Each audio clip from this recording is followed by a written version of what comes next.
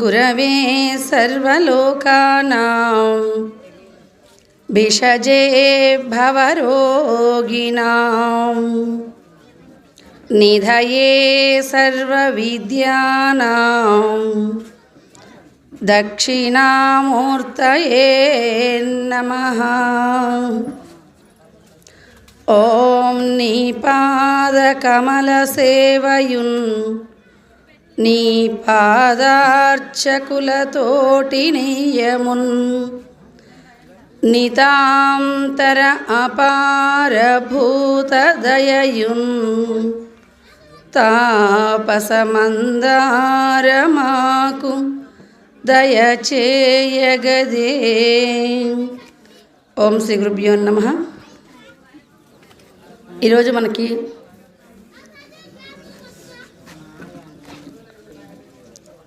సత్యనారాయణ గురువు గారి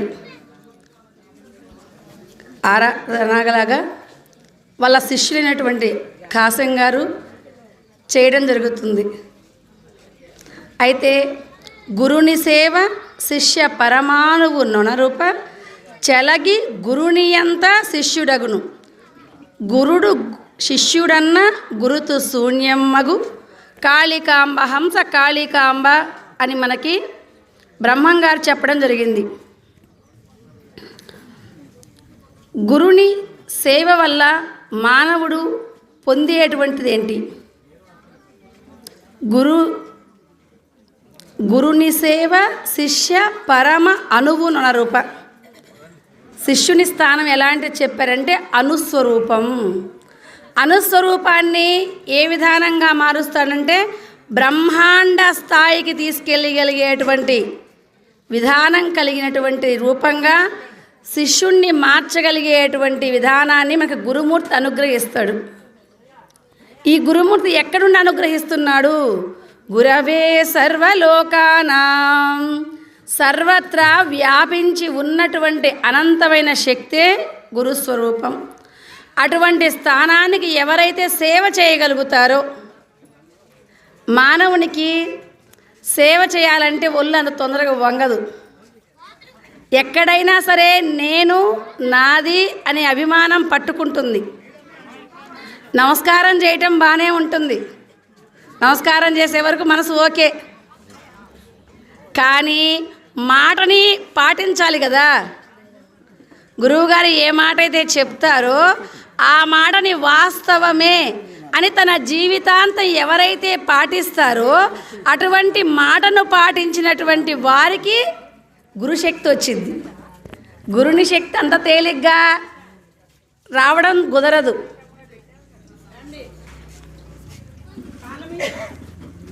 కాయేన మనసా బుద్ధ్యా కేవలై ఇంద్రియైరపి. మనస్సు బుద్ధి కాయన శరీరము మనస్సు బుద్ధి ఏకమయ్యి పరమాత్మకు గురువు స్వరూపం నాకు దైవమే. మాటని పాటించడం చాలా కష్టం. గురువుగారు ఇలా కార్యక్రమం ఉందన్నారు, సాకులు చెప్పడానికి ప్రయత్నం చేస్తూ ఉంటాం.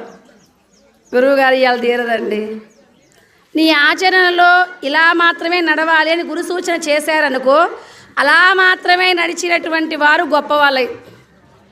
మనకి బ్రహ్మంగారి శిష్యుల్లో చాలామంది ఉన్నారు. మానవుడికి సేవ చేయడం కానీ పొగిడించుకోనే కోరిక ఉంటుంది. అందరి మీద నేను గొప్ప కదా అనేటువంటి భావం ఉంటుంది. ఒళ్ళు వంచి సేవ చేయరు కానీ ఉన్నటువంటి జ్ఞానం మాత్రం కొండల్లాగా కావాలనేటువంటి ప్రయత్నం సాధకుడిలో ఒక విధానమైనటువంటి లక్షణాలు కలిగి ఉంటాయి. అలానే బ్రహ్మంగారు ఉన్నటువంటి సమయంలో సిద్ధయ్య గారు గురువు గారు ఎక్కడ చెప్తే మనకి సేవలు 4గా చెప్తారు: స్థాన, అంగ, భావ, ఆత్మ శుశ్రూషలు. స్థాన శుశ్రూష, అంగ శుశ్రూష కొంత చేయగలుగుతారేమో, కానీ భావ శుశ్రూషని గమనించడం చాలా కష్టం. భావ శుశ్రూషే కాదు, ఇక ఆత్మ శుశ్రూషకు వెళ్ళేసరికల్లా అంతటా వ్యాపించి ఉన్నటువంటి పరబ్రహ్మాన్ని చూసేటప్పటికీ మనకి ఏ లక్షణాలు రాకుండా ఉండాలి అంటే ద్వేషం, అసూయ, ఈర్ష్య ఇలాంటి లక్షణాలు లేకుండా ప్రేమ, కరుణ, దయ తనయందు అఖిల భూతములందు సమహితత్వంబును జరపువాడు. ఎలా ఉండాలి సాధకుడు లక్షణము అని అంటే మనకి భాగవతంలో ప్రహ్లాదుడు చెప్పాడు. ప్రహ్లాదుడు చూపించినటువంటి లక్షణాలు గనక మనలో కలిగి ఉంటే ఆత్మ శుశ్రూష అనేటువంటి విధానం అర్థమైద్ది. అంతటా వ్యాపించినటువంటి పరమాత్మని చూసేటువంటి వాళ్ళకి తన దేహం ఎలాగైతే ఏ ఇబ్బందులు అయితే పడేటప్పుడు మనం ఎంత బాధపడుతున్నామో పక్కన శరీరాలకు కూడా ఏదైనా ఇబ్బంది కలిగితే అలాంటి భావన నాలో వస్తుందా? అందరినీ చైతన్యవంతమైన పరమాత్మ స్వరూపంగా నీవు నేను అనే భేదం లేకుండా ఉండగలుగుతున్నామా? మాటలలోనేనా? లేదు, మన ఆచరణలో కూడా అదే పెట్టగలుగుతున్నామా?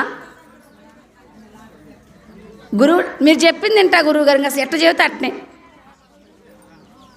మాటలో ఉన్నది చేతలోకి రావాలిగా. బ్రహ్మంగారు ఎప్పుడు సిద్ధయ్య గారిని సిద్ధ సిద్ధ సిద్ధ అని ప్రతి పనికి పిలుస్తూ ఉంటే పక్కన వాళ్ళ కోపం వచ్చిందట. అంటే మేము తక్కువ ఏమన్నా? ఎన్నాళ్ళ నుంచి మేము వస్తున్నాం, ధనం ఇస్తున్నాం, గురువుగారు చెప్పినట్లుగా ఏ కార్యమన్నా వస్తున్నాం, ఆ కార్యంలో పాల్గొంటున్నాం. ఇన్ని చేస్తుంటే మా గురువు గారికి మళ్ళీ సాటి కులస్తులం కూడా, సాటి కులస్తులం కానీ మనకన్నా తక్కువగా ఉన్నటువంటి కులం వాడికి ఇలాంటి పనులు చెప్తూ ప్రతిదానికి సిద్ధయ్యని చెప్పు, సిద్ధయ్యని అడుగుపో, సిద్ధయ్య చూసారా, ఇలాంటి అడుగుతుంటే చాలా కోపం వస్తుంది. కోపం వచ్చి బ్రహ్మంగారికి సిద్ధయ్య అంటేనే ప్రేమ, మేమంటే లేదు అని గుసగుసలు మొదలయ్యాయి వెనక. ఆయనలో మాకంటే ఎక్కువే ఉంది, మరి ఉండాలి కదా ఏదన్నా. ఆయన రోజు గురు కార్యక్రమాలు వస్తే మేము వస్తున్నాం, ఆయన గురు కార్యక్రమంలో సేవ చేస్తాను మేము చేస్తున్నాం, అంతకంటే ఎక్కువే ఉంది ఆయనలో అని గుసగుసలు వెనక నుంచి మొదలైతే గురువుగారు పాప అంతటా వ్యాపించున్నాడు కదా, అర్థమైంది. అర్థమయ్యి సరే ఎక్కువ ఎక్కడో చూపించాలి. ఎవరికైనా కానీ డెమో అంటారు, ప్రత్యక్ష ప్రమాణం చూపిస్తే కదా ముందు వినరు ముందు.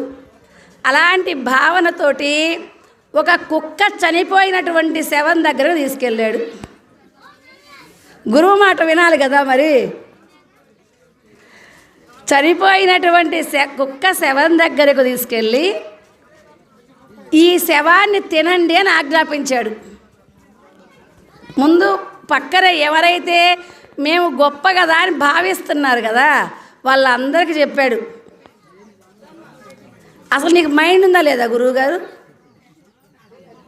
ముందు అసలు మనిషి అన్నోడు ఎవడన్నా ఇలాంటి పదార్థాల కాడికి అసలు వస్తాడా? ముందు రావటమే రారు. అట్లాంటిది చూస్తేనే అసహ్యంగా ఉంది. ఇప్పటికి ఎన్ని రోజులు అవుతుంది మరి, పురుగులు బట్టి ఉంది. దీన్ని మనిషి అన్నోడు ఎవడన్నా తింటాడా? అసలు చెప్పే పని కన్నా ఏదో ఇక్కడ కూర్చున్న తర్వాత మంచినీళ్ళు ఇవ్వమ్మా అని, లేకపోతే టీ ఇవ్వమ్మా అని, లేకపోతే వచ్చినటువంటి వాళ్ళని ఏమన్నా గమనించమ్మా అని చెప్తే అది పద్ధతి. లేదు, నువ్వు సాంఖ్యం, తారకం, అమనస్కం, పరిపూర్ణం అనేటువంటి లక్షణాలను కనుక చెప్తూ ఉంటే దాని భావనలో ఏదైనా తేడా వస్తే మొన్న చెప్పా కదమ్మా సబ్జెక్ట్, అది ఎందుకు మీకు అర్థం కాలేదంటే ఒక పద్ధతి. లేదు, ధ్యాన నిమగ్నంలో కూర్చున్నటువంటి సమయంలో ఏకాగ్రం కుదరలేకపోతే అదొక పద్ధతి. ఇవన్నీ ఏమి లేకుండా ఒక్కొక్క తినమంటావు, అసలు పద్ధతేనా? సహజంగా ఎవరన్నా తింటారా?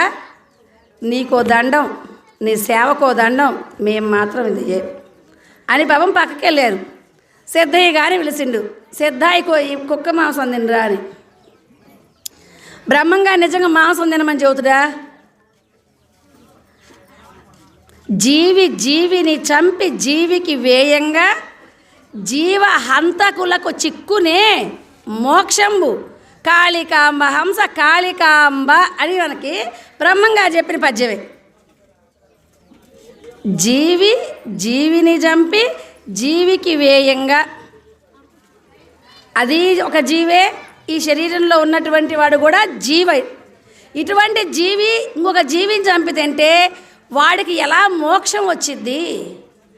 క్రూరత్వం ఇక్కడే ఉంది కదా.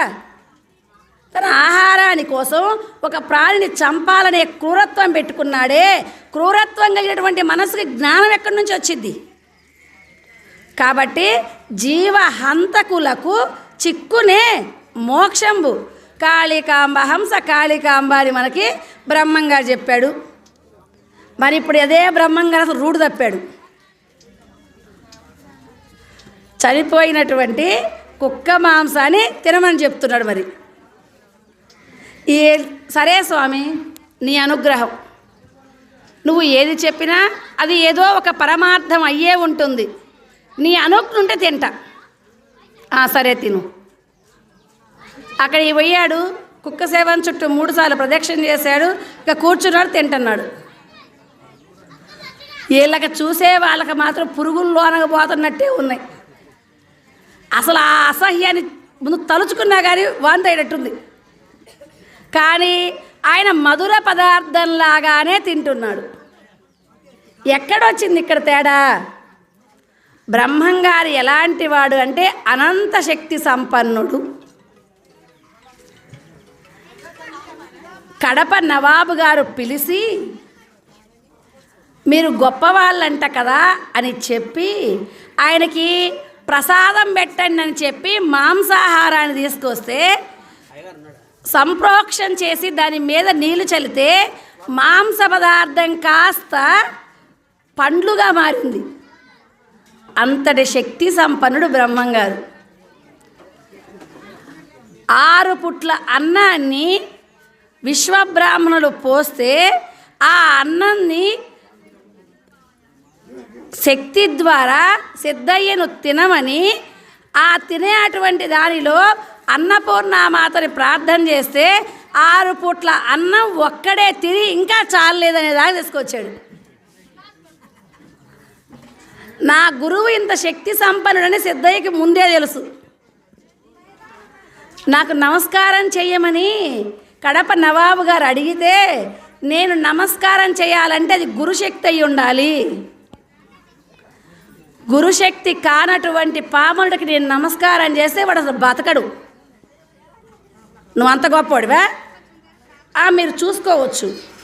అట్లయితే ఒక రాయిని తెప్పిస్తాం, మరి రాయికి పెట్టి చూస్తుంది ప్రభావం ఎంతో అని చెప్పి ఒక బండరాయిని తీసుకొస్తే నా గురుశక్తి ఈడ ప్రకటిత మగునుగాక అని నమస్కారం చేస్తే బండ రాయి పగిలిపోయింది. గుండె పగిలినారు. ఈ గురుశక్తితోటి మనకి నమస్కారం చేస్తే మన తల పగిలింది అనుకో, అప్పుడేం చేయాలి? నమస్కారం వద్దు, దీనికే నమస్కారం చేద్దామని. అలాంటి గురువు చెప్పినటువంటి మాటని ఏకాగ్రంతో విని ఆత్మపూర్వకంగా దానిలో కూడా పదార్థ భావన చూసినటువంటి సిద్ధయ్య గారికి అక్కడ ఉన్నటువంటి ఆ పురుగులు పడ్డటువంటి కుక్క శవం కాస్త మధుర పదార్థంగానే కానొచ్చింది. అలాంటి విధానంలో గురువు మార్చగలడు. అందుకని గురుశక్తి ఉన్నటువంటి ఈ సమయంలో చెప్పినటువంటి మాటను పాటించేయగలిగే అదృష్టం కలగడం కొన్ని జన్మలకు పట్టింది.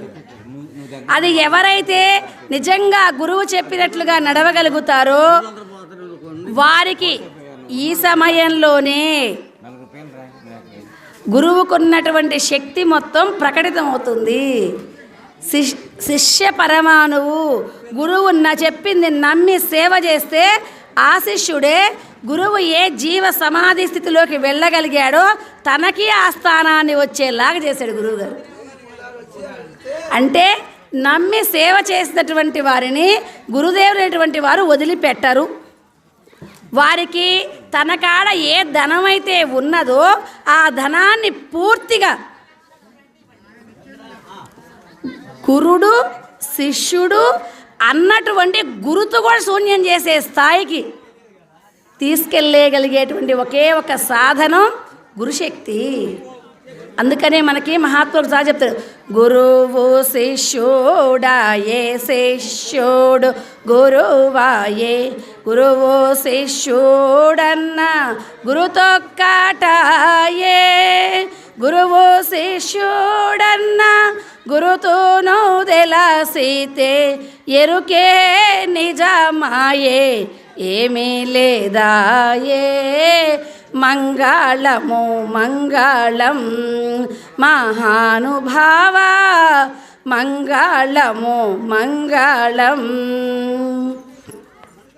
అంటే గురువు శిష్యు అన్నటువంటి గురుతును కూడా శూన్యం చేసి తనంతట స్థాయిని ఎక్కడ అరమర లేకుండా ఇచ్చేటటువంటి తత్వం గురుతత్వం. అటువంటి గురువుని ఎంతసేపు చెప్పచ్చు గురువు,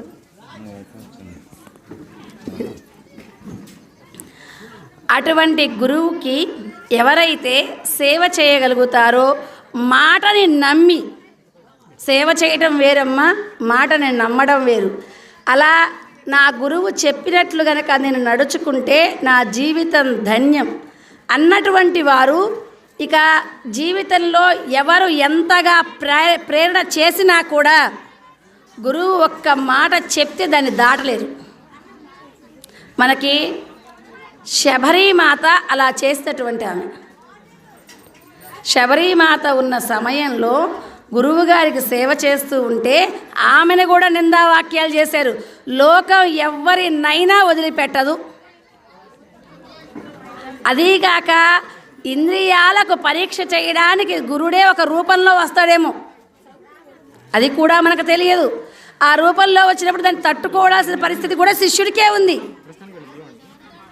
అలాంటి విశేషంలో శబరీమాత ఉన్నటువంటి ఆ ప్రాంతంలో ఆమె గురువుగారికి సేవ చేస్తూ ఉంటే వీళ్ళంతా ఏమేమన్నా గొప్ప మాకంటే అని ఆమెను తూలనాటం మొదలుపెట్టారు. గురువుగారు ఆమె దగ్గరకు వచ్చి ఉపన్యాసం చెప్పేటప్పుడు శబరి రమ్మనమ్మా అనడు. మేమందరం వచ్చి కూర్చున్నాంగా, ఆమె రావాలరా. ఇక ప్రపంచానికి ఏ భావన ఉందో దానికి పాపం వాళ్ళకి అదే భావంతో వాళ్ళని చూశారు. జ్ఞానం అనేటువంటి స్థాయి వినడంతోనే వచ్చిద్ది అనుకుంటారు చాలామంది. వినడంతో జ్ఞానం రాదు, విచారణ చేసే కొద్దిగా వచ్చింది జ్ఞానం. ఇప్పుడు చెప్పారు కదా అమ్మగారు, నిత్య అనిత్య వస్తు వివేకం. ఇది ఎన్నిసార్లు వినుంటాం? కొన్ని లక్షల సార్లు వినుంటాం. కానీ అనిత్యమైనటువంటి దేహ సుఖాల మీద ఉన్న మనస్సు నిత్యమైన పరమాత్మ యందు ఏకమవుతుందా? అయితే నిజంగా మనం పాటిస్తున్నట్టే. చెప్పుకునేదాకా కాదమ్మా, ఆచరణలోకి తెచ్చుకోగలిగితే. అలా ఆచరణలో తెచ్చుకోలేక ప్రపంచంలో ఉన్నటువంటి పొగడ్త ఏదైతే ఉన్నదో అదే గురువు నుంచి కావాలని కోరుకుంటారు. అలా ఆమె శబరిని గురువుగారు మాట్లాడుతూ ఉంటే పక్కన వాళ్ళ కోపం వస్తూ ఉంది. ఆమె అలాంటిది ఇలాంటిది మళ్ళీ వ్యక్తిగతంగా భావనలు అన్నమాట. అలా చేస్తూ గంగా నది దగ్గరకు వెళ్ళారు ఉన్న శిష్యులు మొత్తం మంచినీళ్ళు తెచ్చుకోవడానికి. మన నది నుంచి తీసుకొచ్చి రావాలి కదా. అక్కడికి వెళ్తే నదీమ తల్లి కూడా శబరికి సహాయం చేసింది. అంటే సాధకునేటువంటి వాడికి ప్రకృతి కూడా అనుకూలించింది, సాధన లేనటువంటి వారికి ప్రకృతి కూడా అనుకూలించదు. ఆమెను ఎప్పుడైతే నింద చేశారో, ఈమె గురువుకి ఏమి చెప్పిందో, ఎలా ఉంటుందో, భర్త లేడు, ఇల్లు లేదు, ఏమీ లేదు, ఆశ్రమంలో ఉంటుంది కదా అనే నిందాస్తుతి ఎక్కువయ్యేసరికల్లా నదిలో ఉన్న నీళ్లు కాస్త ఇంకిపోయింది. మరి ఏదో ఒక రూపంలో గురుశక్తి బయటికి రావాలి కదా.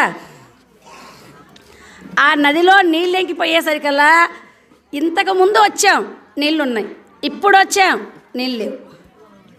కారణం ఏందని గురువుగారి కాడికి వెళ్ళారు. గురువుగారి కాడికి వెళ్ళి నమస్కారం చేసి, నాయన ఇలా నీళ్ళు పోతే నీళ్ళు లేవు. అదేందమ్మా, మనకు ఆడ ఉన్నట్టు ఎండేదే కాదు కదా.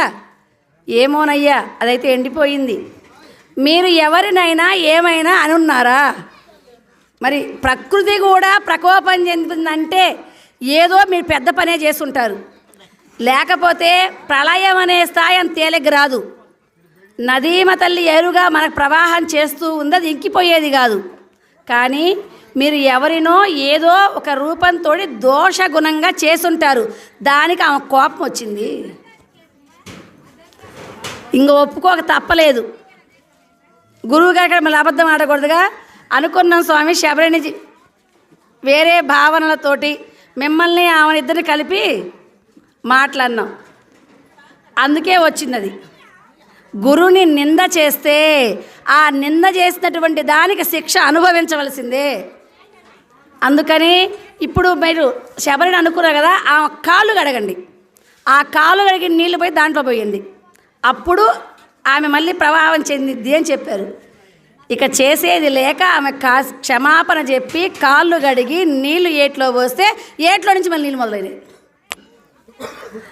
అప్పటి నుంచి ఆమె అనుకున్నారు, గురువుగారు చెప్పారు ఒక మాట, నేను వెళ్ళిపోతున్నానమ్మా, కానీ నీకు శ్రీమన్నారాయణమూర్తి మానవ రూపంలో వచ్చి దర్శనమిస్తాడు అని.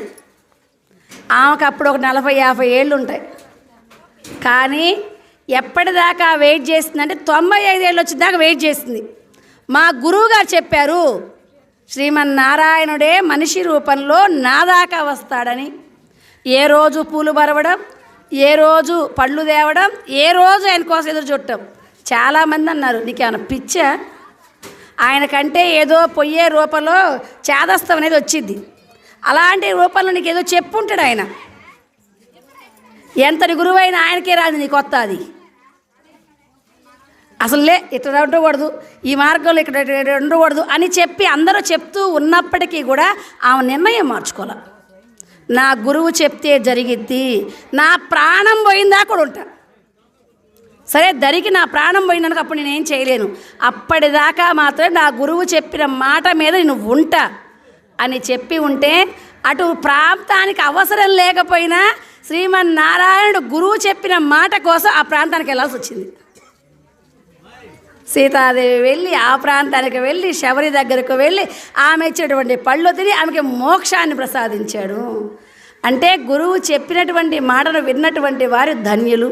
అలా గురుసేవ చేసి తన జీవితాన్ని గురువు పాదాల దగ్గర సేవ చేసి ఇప్పుడు అదే ఉన్నటువంటి గురుతత్వాన్ని మనకి కాసిం గారు అందుకొని ఇలాంటి కార్యక్రమాన్ని నిర్వహిస్తున్నందుకు కాసిం గారికి, ఇక్కడ విచ్చేసిన పెద్దలకు, అందరిలో ఉన్న ఆత్మస్వరూపుడైనటువంటి పరమాత్మకి నమస్కారం చేస్తూ ఓం తత్సత్. దయతల సద్గురు ప్రభు మహారాజుకు జై. మరి విజయలక్ష్మి గురువు గారు చాలా చక్కగా చెప్పారమ్మా. అంటే మనం ఎంత భక్తి, ఎంత నమ్మకంతో ఉంటే ఆ గురువు యొక్క అనుగ్రహం మన మీద అంత గొప్పగా ప్రసరితం అవుతుంది అనేటువంటి విషయాన్ని చాలా చక్కగా శబరి దృష్టాంతం ద్వారా సూచించారు. అందరికీ జై గురు. మరిన్ని ఆధ్యాత్మిక రహస్యాల కోసం అచల బోధ, ఆత్మబోధ, భగవద్గీత, అలాగే పండుగల్లో దాగిన అర్థాలు, అంతరార్థాల కోసం మరియు యోగము, ధ్యానము మొదలైన అనేక ఆధ్యాత్మిక తెలుగు ప్రవచనాల కోసం క్రింద ఉన్నటువంటి రెడ్ కలర్ సబ్స్క్రైబ్ బటన్ను క్లిక్ చేయండి. అలాగే ప్రక్కనే ఉన్నటువంటి గంట సింబల్ను నొక్కండి. అలాగే ఈ వీడియో మీకు నచ్చినట్లయితే లైక్ చేయండి మరియు షేర్ చేయండి. జై గురు.